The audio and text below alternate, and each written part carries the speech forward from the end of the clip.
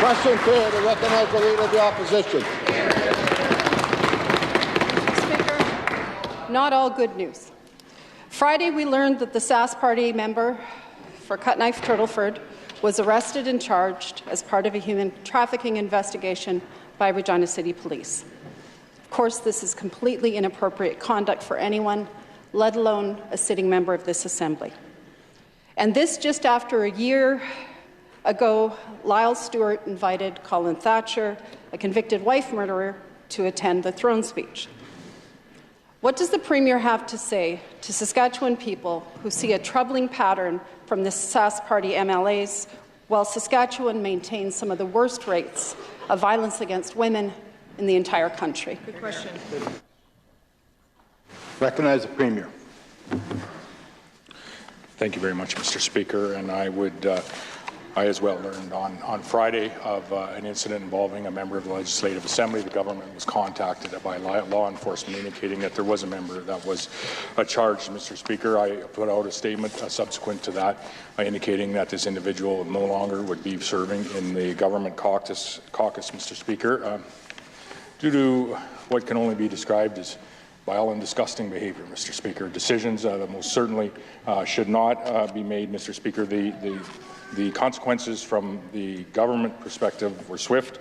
They were harsh, Mr. Speaker, and I think we can agree that all members in this Assembly need to be working together to support those women in particular that are in vulnerable situations, Mr. Speaker, and should not be looking to exploit their situation. Recognize the Leader of the Opposition. Mr. Speaker, unfortunately, the numbers speak for themselves. We have the highest rates of gender-based violence in the country, and it's been that way since 2009. In fact, the rate in Saskatchewan is double the national average. And Mr. Speaker, when you see that record alongside the Sask Party MLAs honouring wife killers or being charged in human trafficking investigation, it makes Saskatchewan people wonder about the Sask Party government. And they're left questioning. What does the Premier say to those Saskatchewan people who are questioning this government's choices and their priorities? Recognize the Premier. Mr. Speaker, in addition to supporting women that may be in a vulnerable state, Mr. Speaker, or anyone that may be in a vulnerable state, Mr. Speaker, you've seen investment by this government most recently, not only in the capital but in operations of second stage housing. Mr. Speaker, you've seen this government move into the regulatory space to support all too often women, Mr. Speaker, that are in a vulnerable position through the advent and passing of Clare's Law. The Saskatchewan Employment Act had amendments added to it, Mr. Speaker, as well as the Victims of Interpersonal Violence Amendment Act was introduced and passed in this House, Mr. Speaker. As indicated in the speech from the throne, you're going to see a strengthening of the Human Trafficking Act here in the province of Saskatchewan, Mr. Speaker. Again, all in an effort, Mr. Speaker, to stop and to ensure that those individuals, all too often women that are in a vulnerable state, Mr. Speaker, are being supported by this government, and those individuals that are part of putting them in that state, Mr. Speaker, exploiting them in that state, Mr. Speaker, are held accountable to the law. Recognize the Leader of the Opposition.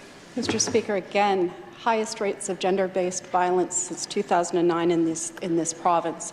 These are the questions that Saskatchewan people are asking in light of Friday's news, and in light of this government's record of failure when it comes to keeping women in this province safe.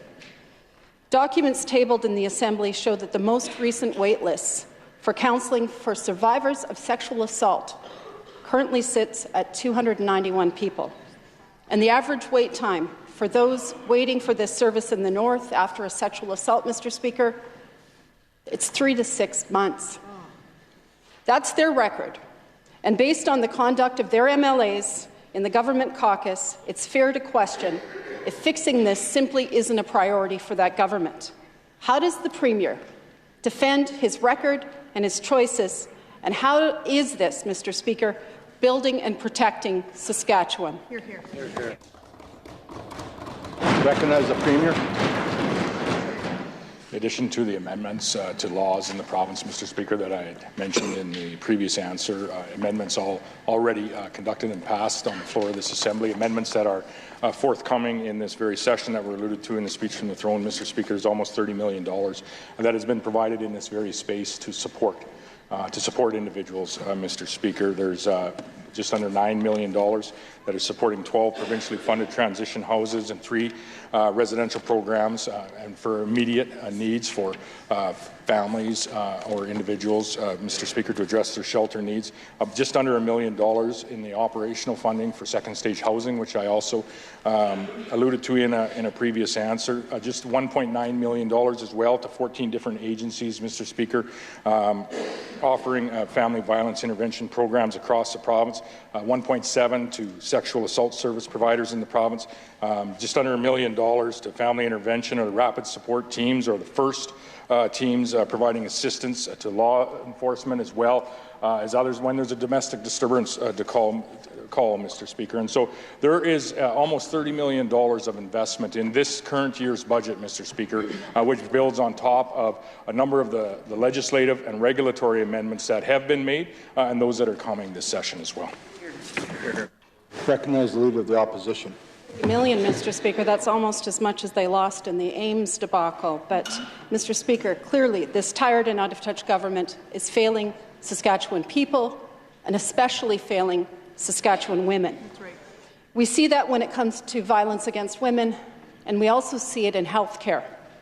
Last week we learned from a Saskatoon doctor that some women who need mammograms in Saskatoon, Mr. Speaker, are being told that they have to wait until June of 2024. That's 7 months away. What does the Premier have to say to women who are being forced to wait 7 months for a mammogram in this province? Recognize the Premier.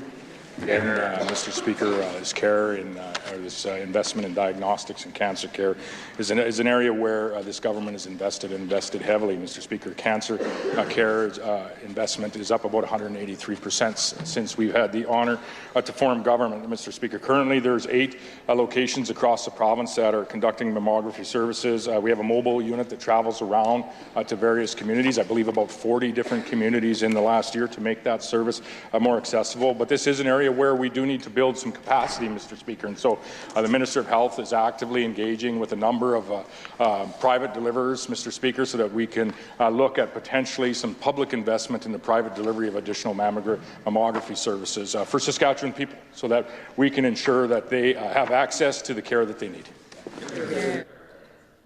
Recognize the Leader of the Opposition.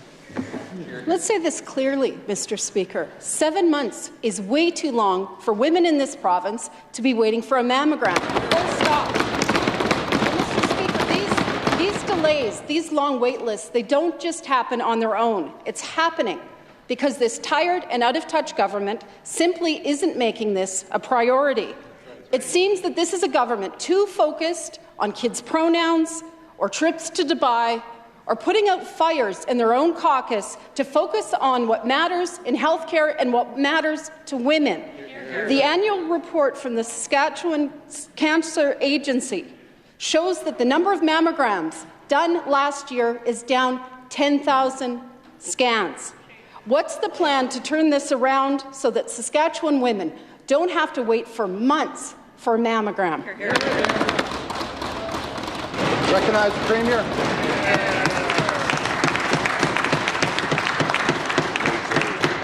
Number of different factors that do determine, Mr. Speaker, the availability of mammograms in our province, the availability of specialty technologists, radiologists and such, Mr. Speaker. The quickest way for us to achieve the outcomes that we need is to privately fund a number of these services, Mr. Speaker, through publicly fund, through the private sector to procure some of the outcomes ultimately that Saskatchewan people expect, Mr. Speaker. That's some of the work today that the Minister of Health is doing, Mr. Speaker, in addition to ensuring that the 8 The 8 locations that we currently have, Mr. Speaker, are up and running, as well as the mobile service that we have that is visiting in excess of 40 communities each and every year is up and running at full capacity, Mr. Speaker. This is a priority for the Minister of Health, priority for this government, Mr. Speaker, and I think it's an expectation that the people of Saskatchewan have.